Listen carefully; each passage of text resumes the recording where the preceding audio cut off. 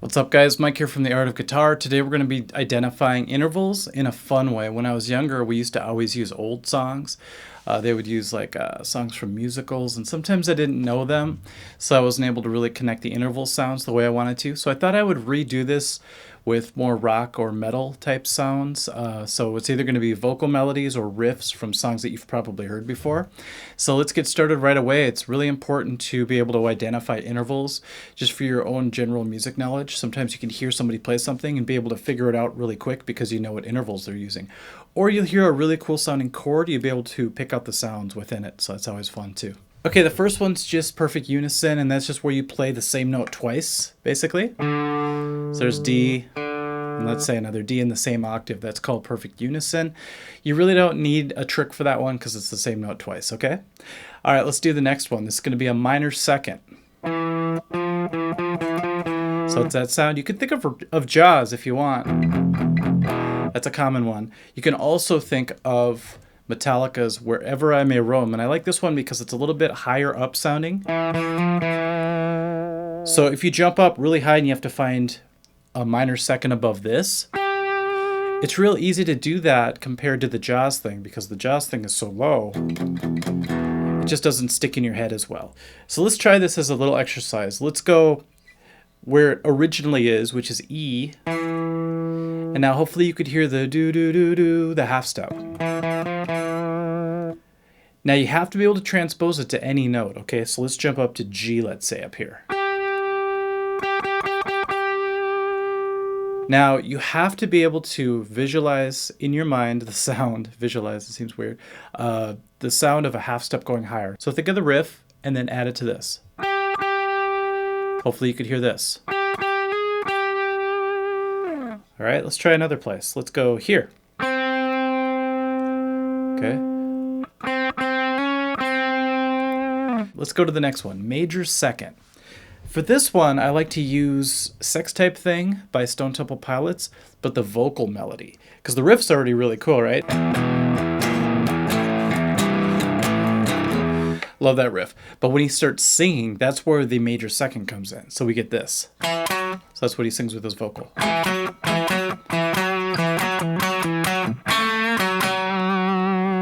So just the low to high part, that's your major second, okay? So be able to hear that in any key. So let's jump around a little bit. Let's try it up here. Okay, so hopefully you can hear do do do do. So that reminds me, another cool intro to a song that does this is Can't Stop by Red Hot Chili Peppers. You get the whole... So there's two options for you. Okay, we're on to the minor third. This one's pretty easy because a lot of metal songs are based off of that interval. So let's just take good old Iron Man. Okay, can't go wrong with that, those first two notes. That is a minor third interval. So let's try that somewhere else now. This could be difficult because we're so used to hearing it in B, but let's try it here now. All right, can you hear the minor third above it? Hopefully you can hear this. All right, let's try it in one more spot. We'll go up high this time. Okay. All right, I'll give you a second to hear it. What's it gonna be? There it is. Practice minor third. It's a huge interval to learn, okay? You gotta do it. Now I had a little bit of trouble thinking of a major third example until I remembered War Pigs by Black Sabbath. So here's what we're gonna have. We're gonna have a lot of Sabbath and Ozzy examples today. Okay, so think about this. The vocal line. All right, the first two notes of the vocal line are a major third.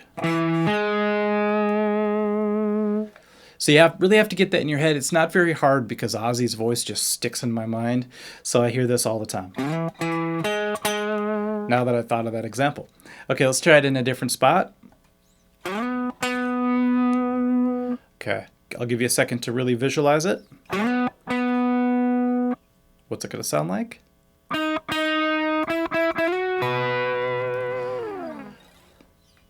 Okay, remember to do the vocalizing trick where you sort of sing it out before you play it just to test yourself. You don't always have to do it out loud.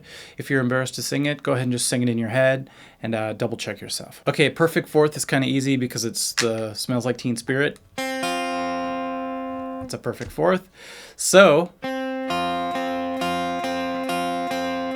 Really get that in your mind, okay? Let's move it around. Let's move it up a whole step. Hopefully you can hear do-do. That's the important part. Okay, let's move it somewhere lower. This could be a little difficult because we're so used to hearing that octave of it. Let's go here. Okay, so right away you can already tell it might be a little more difficult. Ready? There it is. All right, we're on to the Devil's Tritone, they call it. So it's going to be the diminished fifth. This one is also going to come from Black Sabbath, the song actually this time. And we get 2 for the price of 1 on this one. So we get an octave, and then we get the diminished fifth. So for some reason, when you jump up an octave, it's a lot easier for me at least to hear that diminished fifth.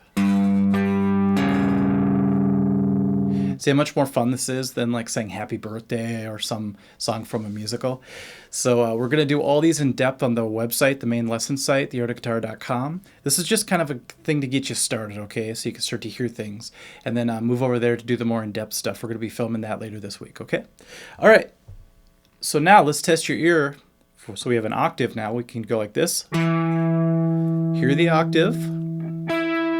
Octaves are a lot easier for people, so I have faith that you could do that. Diminished fifth. Sing it in your head. All right, you get that real corn sound. All right, we're on to perfect fifth and minor sixth. We're going to use one riff for both examples, kind of like the last one, we get 2 for 1. This is going to be Angry Chair by Alice in Chains. So right off the bat, you get a perfect fifth, which is the power chord sound, it's a classic rock metal sound. But then you also get, there's the minor sixth. Pretty evil sounding, isn't it? Okay, so you have to be able to hear this, but also this. And because they're so close together, it's pretty easy to grab that minor sixth after you hit the fifth. Okay, so let's try this in a few other places. Let's go up here. Okay, can you hear the fifth? There it is. Now that you heard the fifth, hopefully you can hear the minor sixth.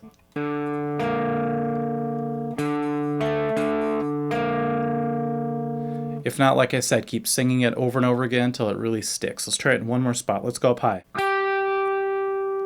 Power chord. Minor sixth.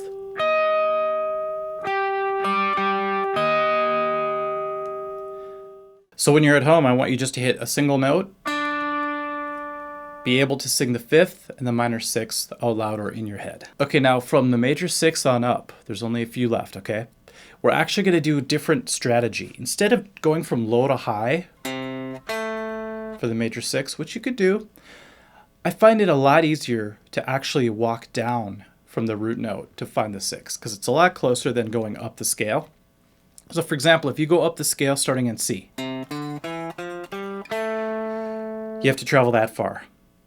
However, if you go backwards from C and just walk back like that, you get to the sixth much quicker. So we're just going to use a different strategy, all right? So a lot of people can hear this.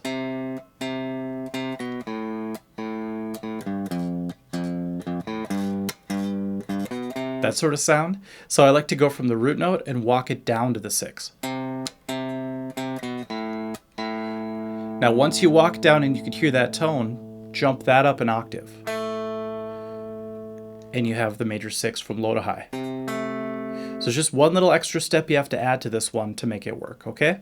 So the song I like to use if you have trouble hearing that the walk down is Big Me by the Foo Fighters.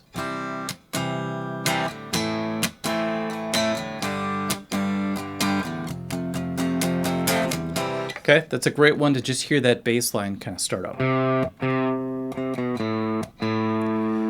All right, so walk it down to that major sixth, jumping up an octave, and then you have low to high major sixth interval. Let's use the same concept for the minor seven.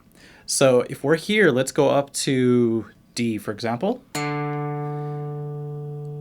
Now, the minor seven interval is going to be found 2 half steps below that. So now if we walk down,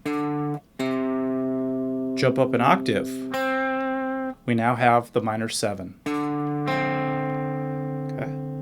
So the riff I use for this is Detroit Rock City by Kiss, because they go like this. Now that could have sound. So wherever I am, I know I can make that happen in my head. All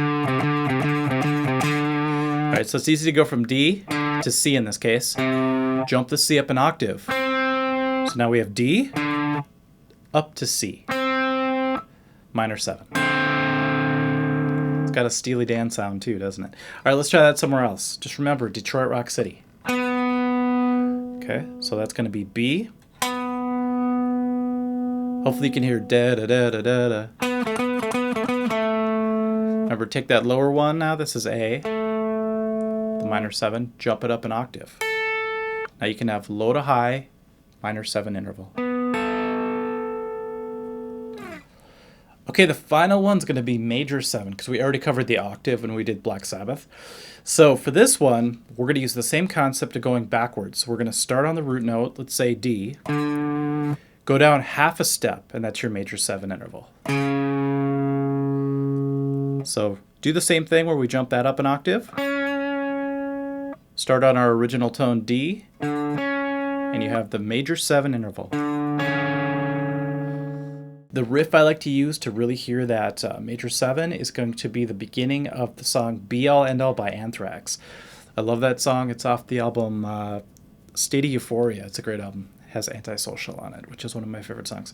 Okay, so anyways, it goes like this.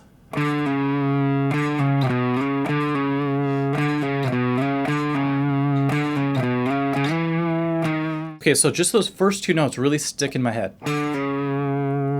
So you should be able to do that anywhere, okay? Let's try it somewhere else. Let's go here. So I hear. All right, let's do the trick where we jump it up an octave. So we go. So we have the low note, up a major 7. Okay, one more place. Let's go really high this time. Okay, can you already hear it? Can you hear doo-doo? So that's my secret. You know, when we get up to the higher intervals from major 6 on, we do have to do that little backwards trick and add an extra step. But eventually you'll just start hearing it, because you just have to use this in the beginning to train your ear. All right, everyone, join us at the main website. We're going to be adding these new lessons very soon. We're going to go more in depth. We're going to be doing inversions. We're going to be adding other riffs and songs. So check it out there, and we'll see you soon. Okay, thanks. Bye.